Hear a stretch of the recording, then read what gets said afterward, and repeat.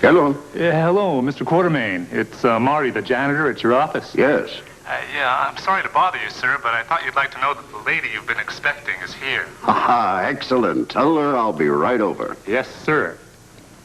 Mr. Quartermain is on his way.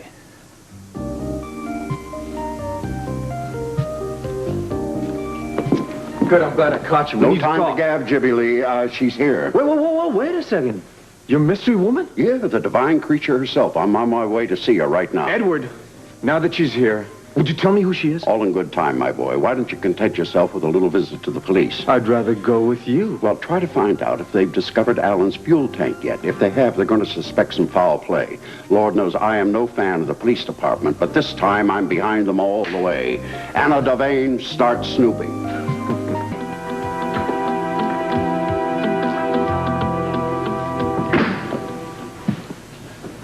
Well.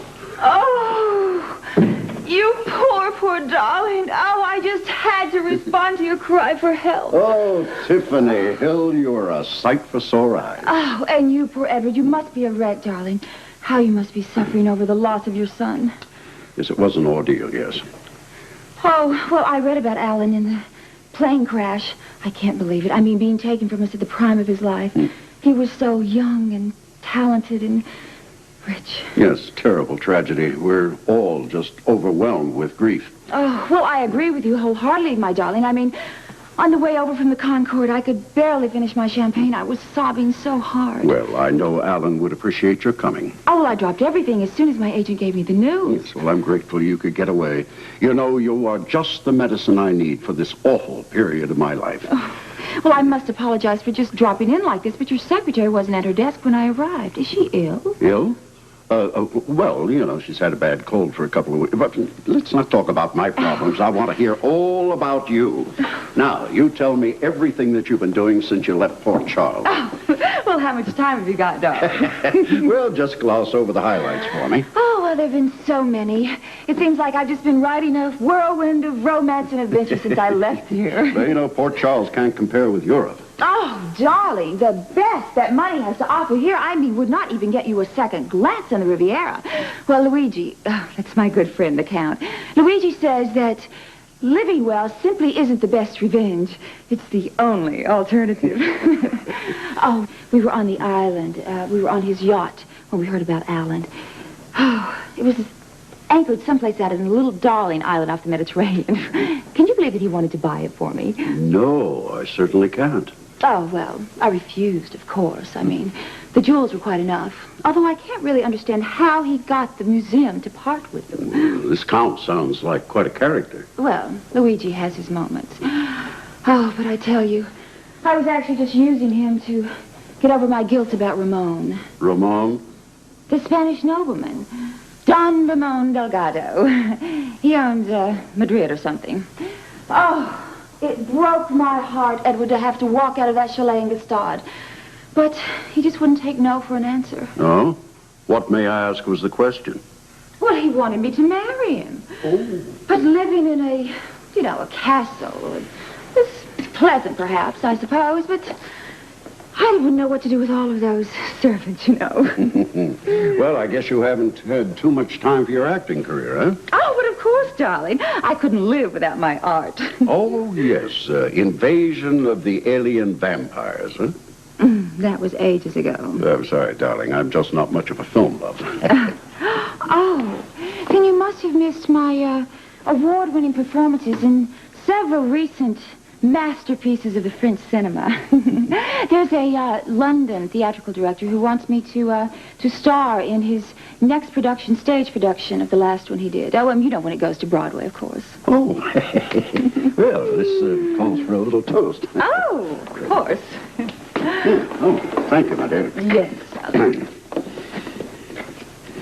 And, forgive me, Tiffany, but, you know, you look almost naked without all your jewelry. Whatever happened to him? Well, Edward, I'm stunned that you would even ask. I'm in mourning for Alan. I mean, can't you tell by the dress, the color of it?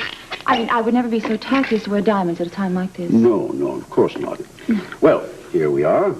Now, is to your many European successes and to your homecoming. Welcome back to... Thank you, darling. It's divine to be here.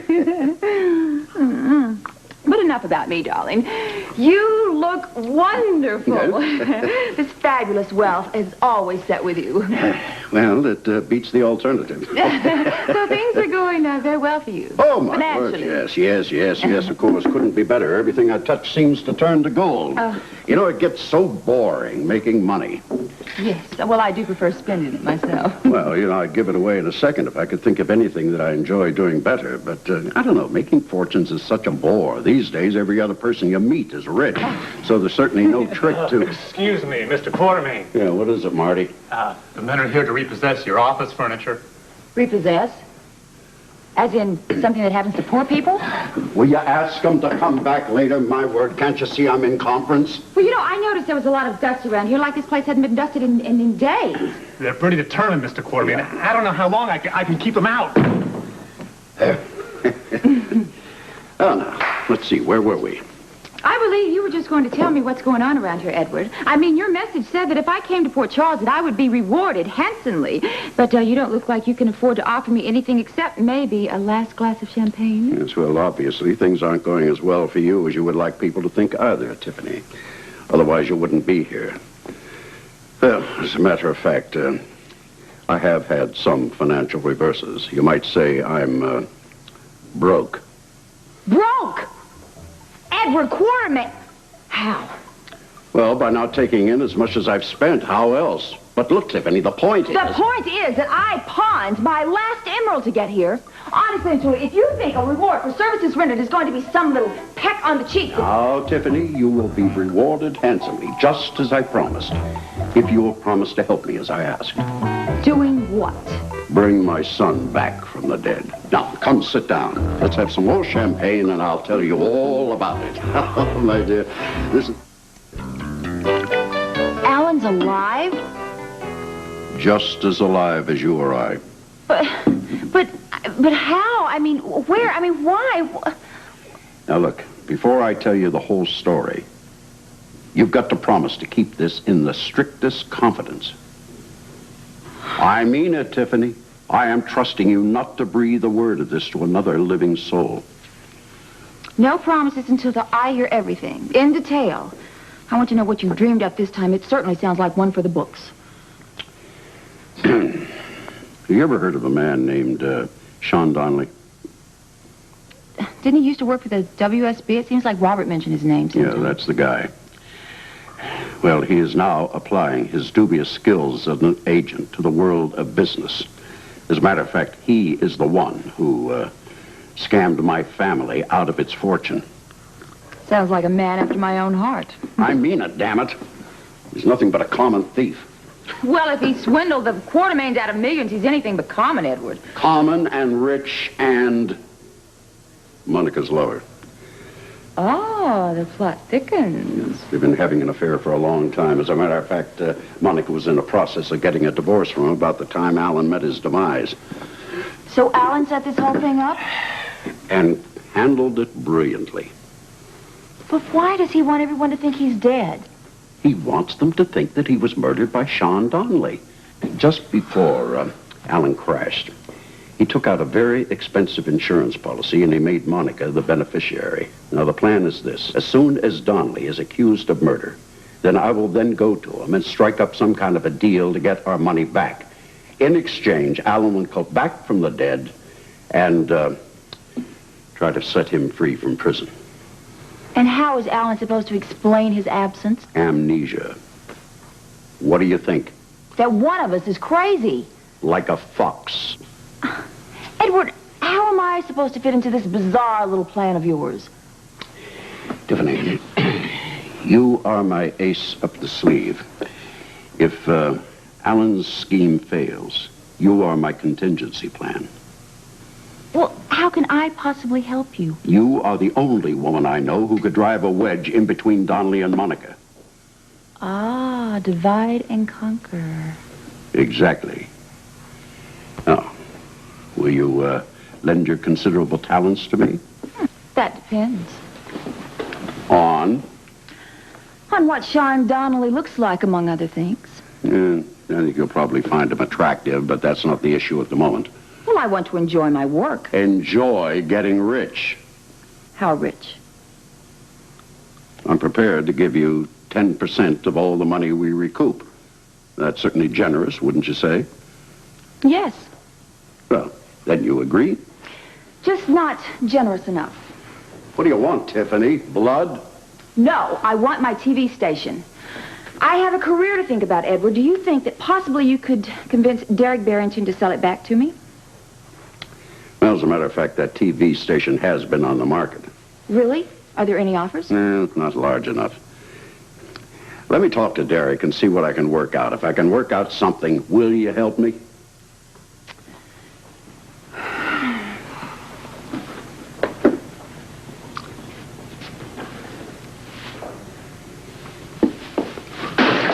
Hey, that's crystal. Oh! And it's expensive. Relax, darling. I will buy you an entire warehouse filled with Christopher when we get Sean Donnelly. Now, I want you to tell me everything that has been going on in Port Charles since I've been gone. Who's doing what to whom?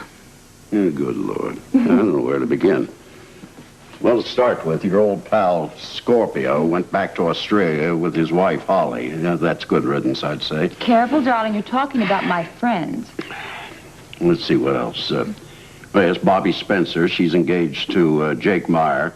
Meyer is also Monica's attorney. Well, at least he was. And, well, now that Alan's passed on, well, she isn't going to need Jake anymore. I mean, you can hardly divorce a dead man, right? I remember Jake. Very attractive guy.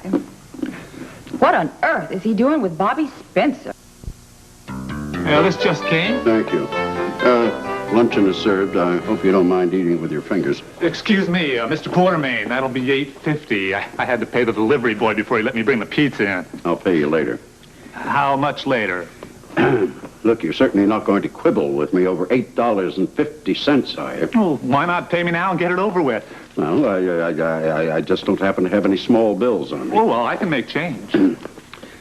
I'll give you a check before I leave, okay? What? No offense or anything, Mr. Quartermain, but your checks are still good, aren't they? Will you get out of here before I bounce one off your head? I don't know where else to go. Whenever I go out front, the men waiting to repossess your office furniture are waiting to jump all over me. This I mean, has what am I supposed to tell absolutely them? gone far enough.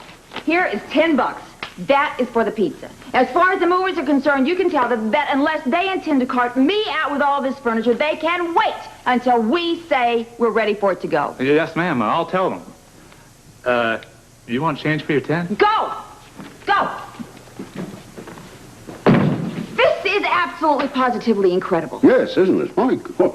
No, The nerve of that janitor. I am talking about you're not having $8.50 to pick up the tab. I was expecting the very least for you to pick up my hotel room. Well, I'll do you even better. I've made arrangements for you to stay at the Quartermain estate. Well, I mean, at least temporarily. And where am I supposed to get spending money? Well, I'll just have to hit Lila for a little advance. And where is she supposed to get the money? No, around. Edward, if you don't have $8.50, I don't think that Lila is going to be rolling in the cash either. Oh, you'd be surprised. She has money? Well, some. A savings or something? Her relish business. Her what? Her relish business. You're telling me that the wife of Edward Quartermain sells relish for a living? Shh, not so loud. Well, times have certainly changed around here. Well, at the moment, Lila's little business happens to be our only source of income. Oh, Edward, surely she knows that Alan's still alive. Well, that is all she knows. I think she ought to be bothered with the petty little details of our little scam. That's all. That's a good thing, too, or Alan would have company in divorce court. Oh, believe me, Lila's no problem. She loves games. She's going to have the time of her life. This little charade with Alan's death is going to give her the chance for the performance of her life.